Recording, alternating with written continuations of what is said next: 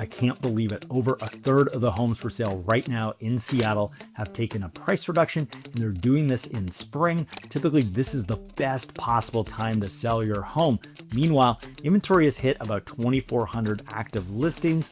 This is up 32% from a year ago, and last year the market wasn't that great. Yet the median price is basically flat, which is exactly why most people are missing what's really happening right now. Hey, I'm Matt Goyer. I lead a team of real estate agents here in Seattle and on the east side.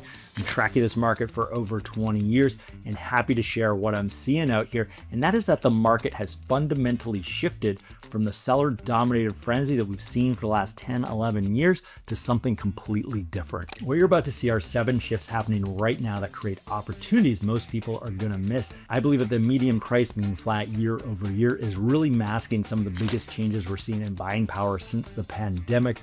We're gonna look at how smart sellers are adapting while other sellers are sitting on the market for months and months. And we're gonna talk about the strategic opportunity window that's opening for buyers brave enough to take it right now. Starting with shift number 7, we're going to count up from here. And what we're starting with is we're going to look at how inventory has surged dramatically. So at the end of March, we had over 2,400 homes for sale in the city of Seattle. This is a over 30% increase from the year before. And when you compare it to some of our recent low years, when we were seeing 800, 900 homes for sale at the end of March, this is over 150% increase in the number of homes for sale. A big part of this increase is simply that more homes are hitting the market, but we're also seeing a lot of additional inventory that represents homes that are sitting longer because buyers finally have a lot of choices. For the most part, buyers are in the driver's seat, and they haven't been in the driver's seat in Seattle for like 10, 11, 12 years. How do we compare nationally for inventory? Well, Seattle ranked 6th among the top 40 US markets for inventory growth. This is huge because we have been a supply constrained market for many, many years. For context, when I started helping families relocate to the Seattle area, buyers would see just a handful of homes and have to choose immediately, but more often than not, they had to wait for more homes to hit the market. We do a video tour, then they'd fly out. It was super stressful. But now if you're relocating to Seattle and you're flying out here to look at some homes, we can see a ton of homes over a weekend. You know, Saturday started at 9 a.m. all the way through to 5 p.m. both days. There's gonna be a ton of homes, and most likely you're gonna find an option that you love and you're gonna be able to make a decision same weekend. We haven't seen this before in a really long time. So buyers have negotiating power that they haven't had since before the pandemic. And in fact, they may have more buying power right now than they did 10 years ago. But you have to know which neighborhoods are seeing the big increases, and that's where it gets interesting. Which brings us to the 6th shift, and that is that homes in Seattle are taking longer to sell than they used to. So typically in a hot market in March, we'd see a median days on market of 7. For this past March, the median days on market was 9, which doesn't sound like a big increase. Take a look at this graph, and you can see that there were many years when the median days on market never broke 13 days. And then more recently, take a look at what the median days on market is doing in the winter season. So starting in 2023, we had a median days on market of 35, then it was 32, and then in 2025, we saw 40. And then this winter, January 2026, median days on market was 44 days. We have never seen a median days on market that long in Seattle in the last 10 years. And keep in mind that this is for all housing types. If we broke this down and we were looking at just condos, or we were looking at just townhomes, the median days on market is certainly not 9 for a townhome, and it's not 9 for a condo. Expect those to take many, many months to sell in this market. So like with everything else, and as we're going to talk about, everything is really segment and neighborhood specific. What does this mean for buyers? Well, for buyers, it means you have a little bit more time than you used to. You're not rushed into a decision. You can do all the proper due diligence that you need, and you don't have to depend on the seller for inspection reports anymore. You can do them yourselves. But it really puts you into the driver's seat when it comes to negotiating the price. So let's take a look at a couple examples here from some of our recent clients. Take this condo here in Lower Queen Anne, listed at $700,000. It ended up being on the market for 147 days, and we really beat that seller up and got the price down to $623,000 with some additional credits after we did the inspection and after we dug into the HOA docs where we found some funky things. So we went back and asked for a big seller credit as well. Here's another condo example where we help a first-time homebuyer. Condo was listed at $375,000. It's been on the market for a couple months. and we were able to get the price down for them to $337,000, a big discount off of that original list price. Does that negotiating leverage hold up on newer, nicer condos as well? And the answer is yes. Here's an example of a condo where the seller paid over $2 million for this just 4 years ago, but then tried to sell it in 2024 and failed, then tried to sell it in 2025 and failed. Finally, we had a client we met through YouTube, excited to work with us because we help so many buyers at Spire. And we really know the stack in Spire really, really well. And we were able to get the price on this condo down under $1.8 million for our client, which was a great win. What about single family homes? Well, single family homes under $2 million remain pretty hot, but there are pockets of the market where it is not hot. Take this example on Lakeside over in Leshai. This home originally hit the market for $3.2 million. It was obviously overpriced, sat there for a long time.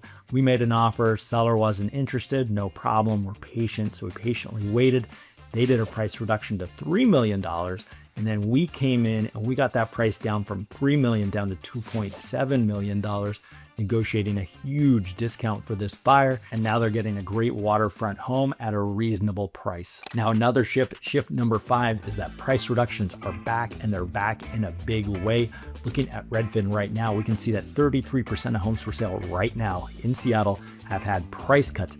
That's up from the single digits that we saw during the peak, whether that's the peak in 2022 or the peak in 2018. So we've gone from sellers saying take it or leave it to sellers really offering us some price flexibility, especially on homes that have been on the market longer than 30 days. But I wouldn't stick to the 30-day metric. We are certainly seeing many buyers, and we're helping them write offers after a home has been on the market just a couple days below list price.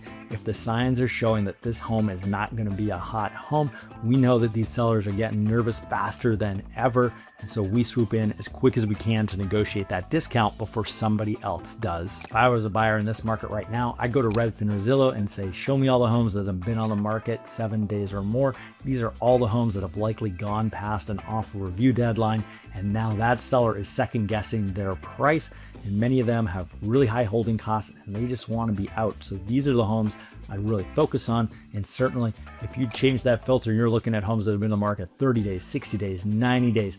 There are homes that have been on the market for over a year right now. These sellers, they're the most motivated to get something done and to get it done now. The other thing you can do is tap into our team's expertise. We are seeing great deals in this market every day. Just send us a text, email, phone call. Happy to figure out what you're looking for and send you a customized list of the homes that we think fall within your search criteria and that we can negotiate a great deal on. If you're not ready to chat just yet or really dig in at that level, we have this great relocation guide, something like 40 pages long. We spent so much time and effort on this, hired a great designer. It is beautiful, chock full of good data. We've got information on every neighborhood, median prices, so you can really compare, so you can really figure out where you want to be in Seattle. So just scan this QR code so you can download our Seattle relocation guide right now for free. And now on to the next shift number 4. Sellers can no longer dictate every term of the transaction. The era of waived inspections and escalation clauses on everything is ending, except if you're looking at a home under about $2.5–3 million, that is a single family home. Many of those homes are still hot and you're gonna have to do all those things if you want to win in a bidding war. That's gonna be true for the next couple months, but then that era too is gonna wane. But for every other home, if you're looking at condos, you're looking at townhomes, you are in the driver's seat. Those homes are taking longer to sell. A great way to visualize this is looking at a graph showing us the months of supply. So months of supply is a metric that basically says if no new homes hit the market today, how long would it take to sell all the markets currently for sale? And as you can see from this chart, we had a couple lows. You know, there was a big low in 2017. There was one also in 2018, 2022. But since 2022, the months of supply has been trending up and to the right. With homes taking longer to sell and inventory up 32% year over year for City of Seattle, sellers are competing against each other instead of buyers competing against each other in crazy bidding wars. Where does that put us? Well, Seattle is at this amount of months of supply. We are technically in a balanced market. I think the metrics though are a little bit different in Seattle. So I'd say once we get above about a month and a half of supply, 2 months of supply, we're really shifting into a buyer's market. So overall, I would say given these numbers for months of supply, right now we are firmly in a buyer's market. If you're a Seattle area homeowner watching this and you're thinking of selling, what does this mean for you? Well, the good news is you have a single family home priced under $2 million, priced under $3 million. If you follow preparation, presentation, and price and really nail all three of those, you should be able to sell your home for a really nice price in a short amount of time. If you don't take care of the preparation, the presentation, and the price, you might be one of those many single family homes that is still on the market. Now, if you own a townhome or a condo, you really have to pay attention to the competition. Take a look at Redmond or Zillow and see what other similar homes buyers who look at your home are going to look at. How many townhomes are for sale right now in your neighborhood? How many of those are brand new? If there's a lot, you're going to have to make your townhome look as brand new as possible in order to compete with it. Now, if you're a condo and thinking of selling, you really need to understand what is going on in your building. Go see those other condos in person, see what is selling in other condos nearby. Buyers for condos right now have so many choices. You really have to look at all your competition and position yourself as the next condo to sell out of that batch of condos. So really study them and understand what it's going to take to be that next condo to sell. And usually is making sure you've painted it, you've done strategic updates, and you've nailed the pricing as much as you can. Now, whether you're a single family home, townhome, or a condo seller, and your place hasn't sold in a week or two, now's the time to really get serious about understanding if you picked that right list price initially or if you came on a little too high. You want to course correct sooner rather than later in this market, because as I've said a number of times, you have a lot of competition and you want to be ahead of the competition. Shift number 3 is something I have said before in relation to other shifts here, and that is that buyers finally have a lot of negotiating power. Buyers are requesting inspections, or they're asking for the time to do the inspection, and then they're asking for repairs and or negotiating closing costs again. These were impossible during the bidding war years. The question then was, how much were you willing to pay over asking? And these days, if the home has been on the market more than a couple days and it doesn't have a lot of interest, the question quickly flips to, okay, we want a lower price and we also want a couple other things. So what are those other things? For our clients, this all starts with the purchase and sale. And trust me, these purchase and sales look a lot different than just a couple years ago. So our buyers are very buyer friendly. Sellers hate them. So we're going to put in all the contingencies: financing, inspection, title, information verification. We're going to put the exact number of closing days that you want. It's going to be tailored to you, not to the seller, because you are in the driver's seat. And then once we get this thing under contract at a great price with the terms we want, we're going to do our inspection, and then we're going to beat up that seller a little bit more. With condos, typically we would get nothing. These days, we're now asking for $2,000 to $5,000 in credit on your standard condo. Townhomes, you're anywhere in like the $5,000 to $15,000, $20,000 range, depending on the true shape of that townhome. And then for a single family home that's really been sitting on the market, well, sometimes we can ask for really big credits. We've had clients request over $50,000 in credits once we dug in and found that a home had knob and tube wiring, and it was going to cost a small fortune to fix. But once we pointed all that out to the seller knew that their best bet was to sell it to our buyer, and they were going to have to both come down on price and give us a big credit to make that happen. The key here is strategic negotiation and asking for what matters most to you, starting with the offer and then figuring out from there whether that's going to be repairs, a credit, or giving you the timeline flexibility that you need so it lines up with your lease ending. Now, here's the shift that matters the most, well, at least the second most, and that's shift number 2. Seattle's not any one market. It is a collection of micro markets performing completely differently, and understanding this is critical for both buyers and sellers. Take, for example, condos, a category I've definitely picked on throughout this video and other videos. Well, if you look at Queen Anne has a month's supply of 3 for condos right now, and compare it to downtown Belltown. There's so many condos for sale right now. Their month's supply is 8. This is a huge difference between the two. There's just simply so many condos for sale in the downtown, slightly greater than downtown area versus a lot of the smaller neighborhoods, and especially neighborhoods that don't have a lot of condo buildings. A neighborhood like Eastlake, for a great condo, it might sell in a week, whereas say Capitol Hill, where you're trying to sell a 1-bedroom, there are tons of 1-bedroom condos for sale right now on Capitol Hill. This means that your strategy has to be two things. One, it's got to be neighborhood specific, and it's got to be housing type specific. What works in Ballard isn't necessarily going to work in West Seattle. What's happening in downtown Seattle, it's certainly different than what's happening in downtown Kirkland or downtown Bellevue. And what's happening with the single family home market under $2 million is completely different than what we're seeing in, for example, the townhome market. Why is there so much variation? Well, it really boils down to just supply and demand. Some neighborhoods are getting quickly oversupplied with certain types of housing, while buyer demand has been shifting around. With return to office, there are certainly some neighborhoods that are winning more so than others in terms of where buyers want to be long term. And then certainly we are seeing a lot of shifts here from companies that traditionally would have been headquartered in downtown Seattle or the greater downtown Seattle area, relocating or establishing larger footprints in Bellevue, forcing a lot of buyers to make that decision of where they want to live and how they're going to commute.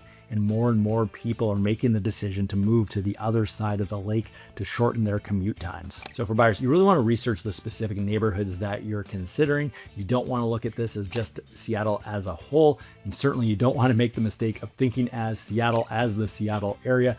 City of Seattle, very different than the city of Bellevue, very different than the city of Kirkland. And then you got Mercer Island in the middle where homes are still moving very quickly, no matter what the price is. Here's an example of a waterfront home that sold for like $15 million and went pending in 7 days. Buyers are still out there, just depends on the housing type and depends on where it is. Now, how do you figure all this out? Well, the good news is that Redfin and Zillow have more data than ever on their websites, but it can be a lot to digest, especially if you don't know the neighborhoods. If you're considering relocating to Seattle in the next few months and you want advice from somebody that has been living and working here for over 2 decades, specializes in a lot of different unique property types like downtown penthouses, floating homes on Lake Union, or waterfront homes on Lake Washington, and everything in between, just drop us a text or give us a call. Happy to chat, figure out what you're looking for, figuring out what your budget is, and really helping you dial in on the neighbors you should look at. And once we figure out which neighborhoods you're interested in, talk about the strategy to go after the specific homes within those neighborhoods. And if you're not ready to chat just yet, you should download our relocation guide so you can get a high-level overview of which neighborhoods might be the right fit for you. And now that brings us onto our final shift. We may be in a limited time window here where mortgage rates, which have stabilized around 6.2, 6.3, combined with inventory that is at multi-year highs and competition that has really cooled off for buyers, but sellers, you have a lot of competition. Well, spring 2026 represents the best buyer conditions we have seen since before the pandemic. Inventory is up 33%. The days on market has really extended. We're seeing price cuts on over a third of listings right now, but this window won't stay open forever. How long is it going to be open? Well, that's anyone's guess. If the war ends and rates drop back into the high fives as we originally had forecasted this year, and all the sideline buyers flood back in, if tech layoffs turn into tech riches like we're seeing in San Francisco right now, they are certainly experiencing quite the real estate boom right now. Things could turn around here, or they might not. For the buyers we're working with right now, a lot of them are getting deals very reminiscent of 2019, but we are certainly helping many buyers who are getting deals more reminiscent of 2015 or 2016. Just depends where you're looking, what you're looking for, how desperate that seller is, and how we can make magic happen. But the key thing to remember here is that the strategic move, it's understanding that this isn't about finding the cheapest home or the best deal. It's about finding the right home with the right terms for you. Too often we have people come to us trying to find the best possible deal, and I need to slow them down by asking, are you excited about the deal, or are you excited about the home? Because excitement about the deal only lasts so long, but you actually have to live in the place and live in it for a really long time. So I want to make sure you're buying a home that you love. That's the most important thing. But certainly when you hone in on that, then we're going to go after and get it for the best price possible. So the Seattle housing market has fundamentally shifted from the seller frenzy we saw for so many years to a balanced opportunity. And in fact, for many cases, as we've discussed, we skipped right past balanced opportunity and went straight to buyer leverage. Not being aware of or missing these shifts means missing some of the best buyer leverage that we have seen in years. I've been doing this for over 10 years now, and I'm not kidding. In the last 12 months, last 16 months, we've seen some incredible deals and help buyers really negotiate something that we've never been able to negotiate during my time of doing this. And if you're a seller watching this, don't despair. We've helped a lot of sellers navigate this tough market. And that's really by focusing first on the preparation, then the presentation, and really nailing our pricing strategy. Now, whether you're a buyer or a seller, if you've liked this video, I think you're really gonna like this other one we released recently on the 7 types of homes that aren't selling. Really dovetails in nicely with this topic. If you're new to the channel, hit subscribe so you get all of our market updates, and I'll see you in the next video.